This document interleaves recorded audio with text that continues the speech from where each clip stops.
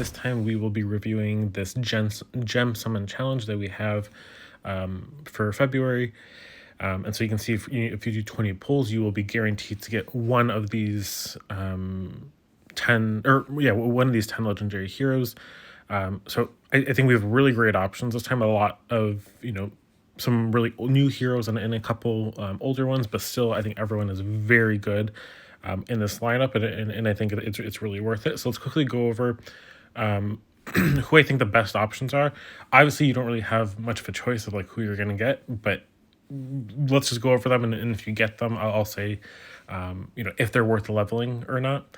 So let's start off with the left with Furgent. So Furgent is a taunt hero. He's one of the newer mods, but he's seen across the board, very frequently in top defenses. He's really useful for rush wars, for equalizer wars, and just even other wars. I think he's good in there as well. Combined with his passive to dodge, and then he has this 50% chance to drop received damage to 1 for 4 turns. That just makes him like impossible to kill if he goes off. So he's definitely very, very solid, and he keeps making people fall asleep. The other thing that makes him really, really good is his paladin class. This it gives him that additional defense for 2 turns if he receives any damage. That helps him stay alive even longer. And probably the best thing about him is his starting taunt here that he has for 3 turns. Any taunt hero that has it just goes to the next level. So Furgent is definitely S tier, I would say. I mean, he's one of the best taunters that there is in the game. So if you get him, definitely level Furgent up. Next, we have Bernardet. Everyone knows what Bernardet does. She's amazing. Right now in the current meta, I think she's only really good in Rush Wars. She's still the number one tank for Rush Wars. Alliances still use Bernardet as a tank for other war types, but that pretty much only works if you have like 15 or more of them across the alliance. But still very, very good hero. I have, I think, 3 Bernadettes. I have 1 that's fully maxed and then 2 that are at 370. So if you do have 1 fully maxed Bernardet and you do get her again, I do recommend to at least put her at 370 so that you can still use her for Rush Wars. But phenomenal card. A little, less usage maybe across, different war types, but still very phenomenal and a really great card to have to tank for Rush Wars. Next, we have Fergus. Fergus is probably the meta tank before Bernardet, kind of. He was really, tough and caused a lot of issues. Now there's kind of a lot of counters against Fergus. That like every other hero feels like resists some sort of negative mana ailment or mana cut. So Fergus is still really good, but there's just a lot of heroes that counter him. So he's not really that good on defense in my opinion. If you have him, I still think it's worth doing him. But he's definitely not in my top 5, I think, for this. So still a really great one. I think his slow speed kind of makes him a little less usable for attacking teams, but still very, very good card. Limebore is another really, really great card. Another Moth family hero, just like Furgent. And Limebore also, I would say, primarily is used for Rush Wars. I don't really see Limebore anywhere else other than Rush. I do think it's still worth it to level up Limebore. She just, will take your defense and rush to the next level. So very, very good card. Makes everyone fall asleep. There's not a lot of cards that counter, falling asleep. There are a few, but people don't have enough to, go up against multiple Limebores. So very good card. Highly recommend it if you get Limebore to level her up, especially for Rush Wars. Next is Ecgtheow. He's part of the Beowulf family. He's also a pretty good card. A lot of the ones in this summon challenge are like slow heroes. It seems a little bit targeted for Rush, kind of this whole format. But I think Ecgtheow is very, very good for Rush, especially. His Beowulf family has the ability has a 75% chance or 100 if you have 2 of the heroes from the family. to cleanse a random status element. So this is really good if you put him next to Bernardet. A lot of people on my alliance have been doing this, and it worked out really well for them. So I highly recommend to level him. Once again, attacking team is not really the greatest, but I think he's very usable in rush and for defenses. So still pretty good. Gurick is, I think, the most recent kind of meta tank. There is.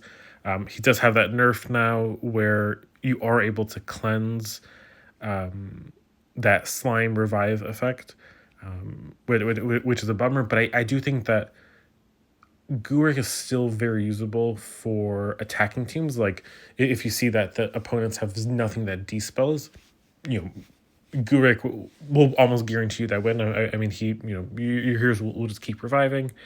So I think he's still very good for offense. For defense, I don't really think he's that good anymore, just because there's so many cards that dispel nowadays.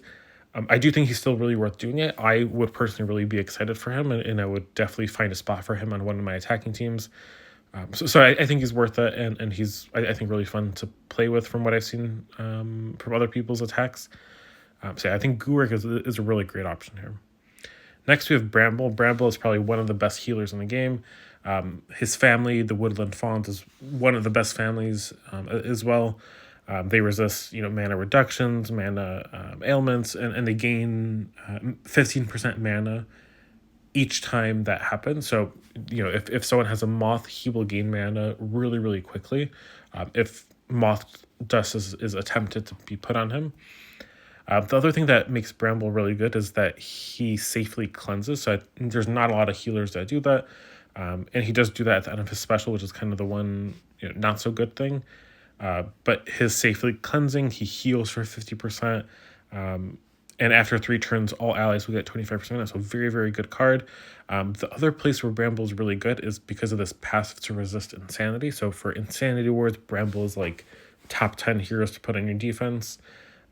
So definitely, I think Brambles is worth doing. He's really good for offense, good for defense on the Insanity Wars. So definitely very, very solid card. Next, we have Rosalind. Rosalind is another one of those healers that seems to never go away. I always see people using Rosalind.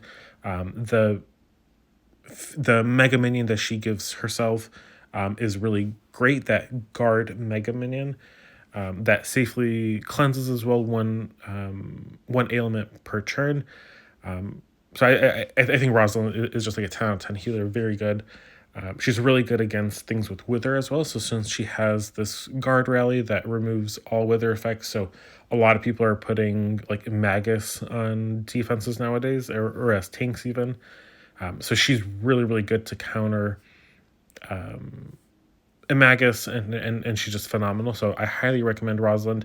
I don't use her every war hits, but she's definitely very versatile, and she's fast speed mana, so that really helps her as well.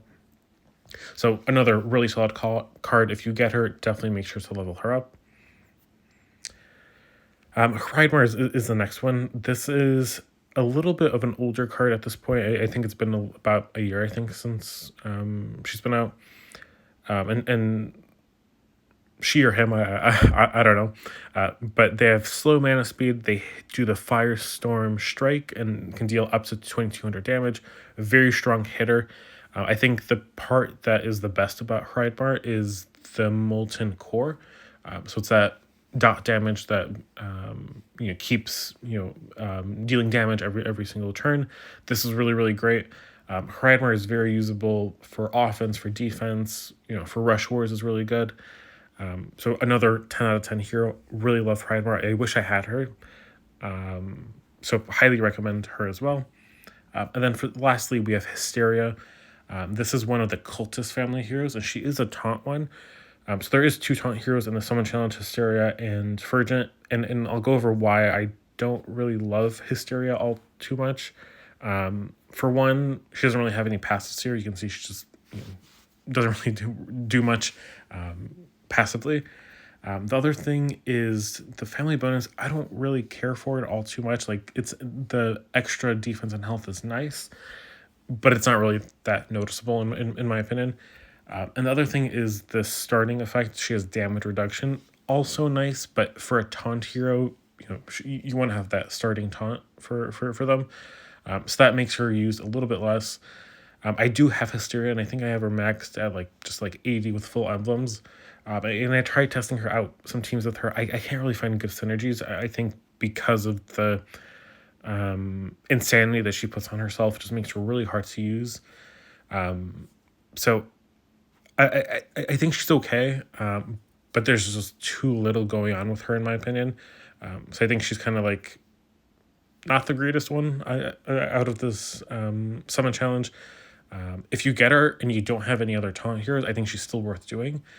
The best synergy that I found with Hysteria was to pair her up with something with soft skin, so like a pop hit, a Garten. So then when you fire off Hysteria, or you first you enable that soft skin. So then when you use Hysteria, she doesn't put the insanity on herself. But yeah, overall, not my favorite hero out of this bunch. Just a little lacking in my opinion. So I think a lot of really great options, and I will do some polling in just a second, and we'll see what I get. 30 pull here in this Covenant summon. This seems like a decent portal for me to do it. There is this new Arzen here, which looks pretty fun. Here I'm kind of just hoping for Laurent or Riverfang. I think those are the two cards that I would want the most. So let's do this 30 pull and see what we get.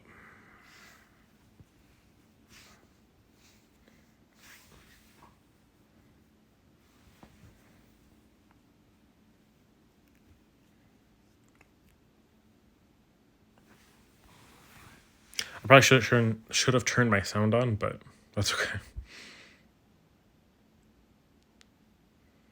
So far, nothing.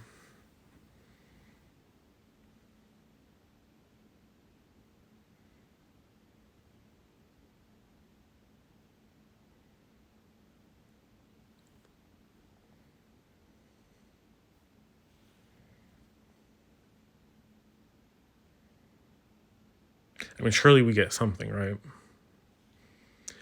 Even if we get nothing in these 30 pulls, at least we're guaranteed to get one legendary here after this.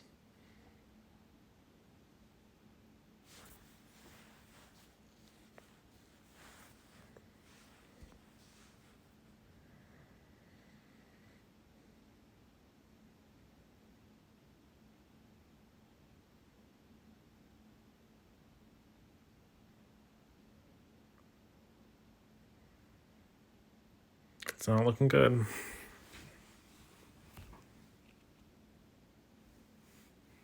Yeah, the portals lately haven't been treating me well, so.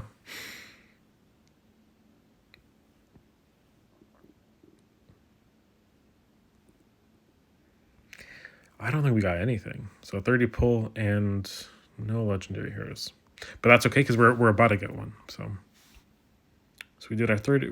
We reached that 20. All right, so let's see what we can get here now. So I'm hoping I would love another Bernardet so that I can make her, or level her up to 370. Another Furgent would be awesome. I have two already. So third one, I'll be happy with that. And probably the other ones that I would want the most are either Gurick or Hreidmarr. Those are the two cards that I don't have out of this. So I think those is probably what I would want. So let's see what we get.